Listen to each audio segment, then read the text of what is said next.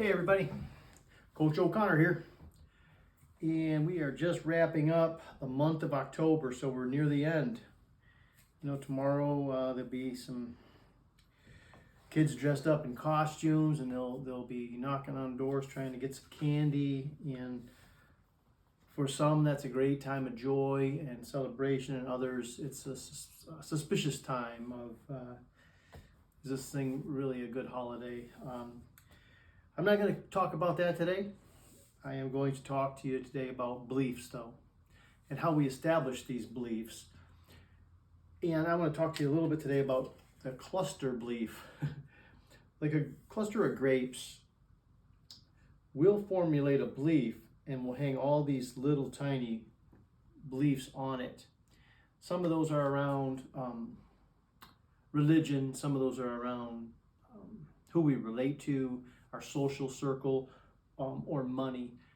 My last video that I did here in the Mount Pleasant studio took on a whole life of its own. That was on the universal cycle of change, and I think we're up to about 14,000 views, and I've had some great interactions with some people from around the country, and a lot of people asking me questions about how to get unstuck.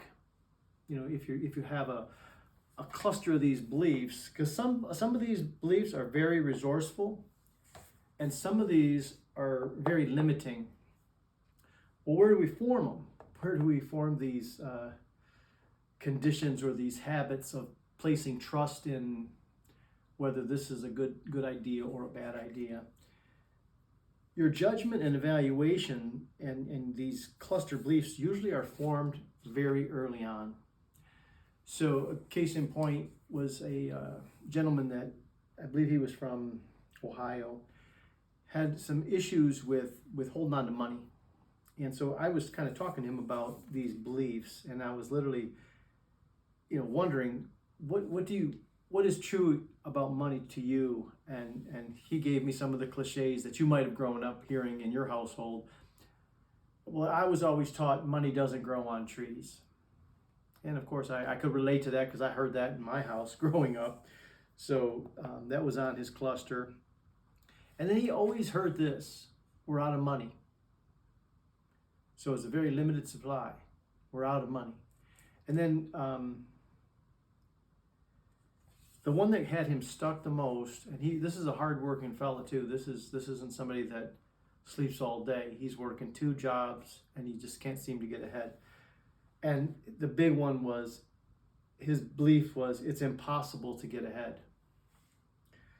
So he's got a lot of clusters going on here. My job as a coach is to get to this stem right here and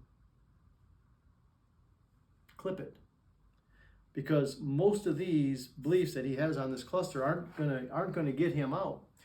So I worked with him for the last couple of weeks, and now some of the beliefs that are sprouting as he's discovering that he's good at giving, not only to his employer but to his family and friends and his church, but he's also good at receiving. So in the last week or two, he's been handed a promotion, and so he's starting to see now that money and promotion comes quickly and easily for him. So he's formulating some new beliefs here on the tree, on the, money comes quickly and easily to him, promotion comes quickly and easily to him. And the big one that we started with was here on the stem is, I can achieve whatever I set my mind to. So years ago, I think this was in the 50s, it's probably early 50s, nobody had run a 4-minute mile.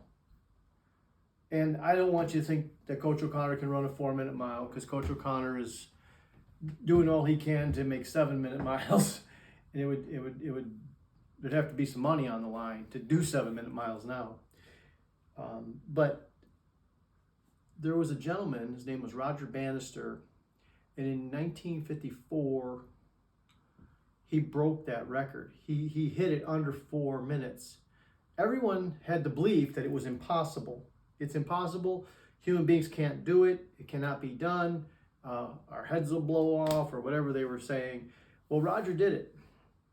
And it was approximately a month and a half later, another gentleman, I think it was John Lundy, beat his record, took a second or two off of it, and within the next 9 years, 200 people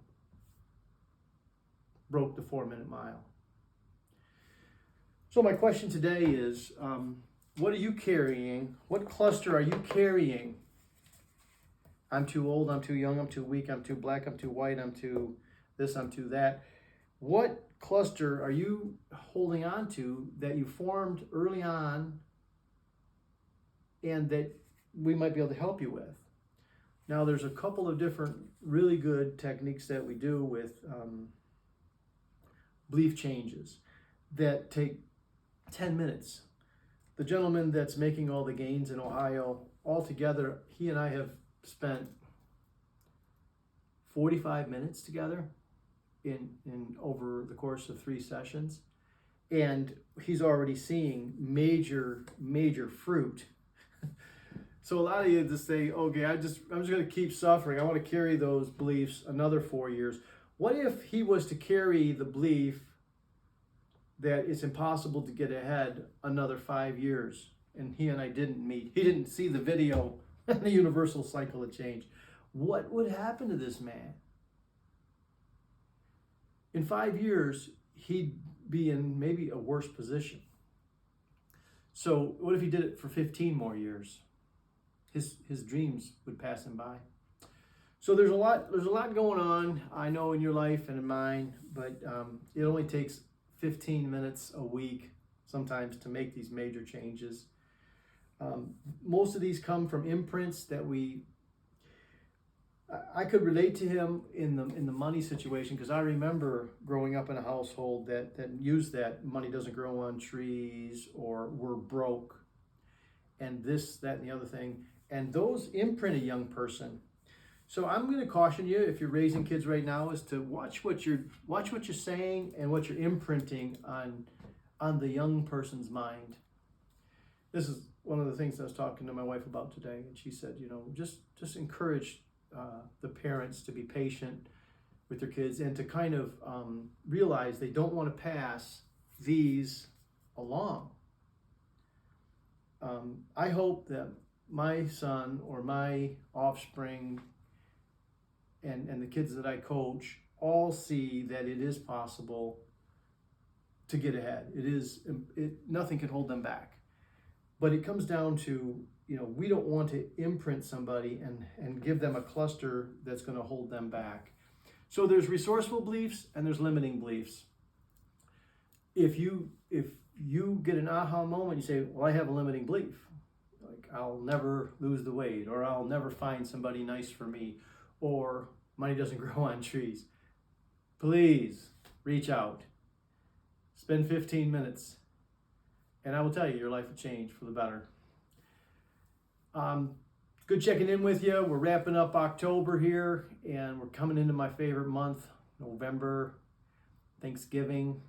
A lot of gratitude, a lot of reasons to be grateful. So we'll catch up with you soon. Have a nice night.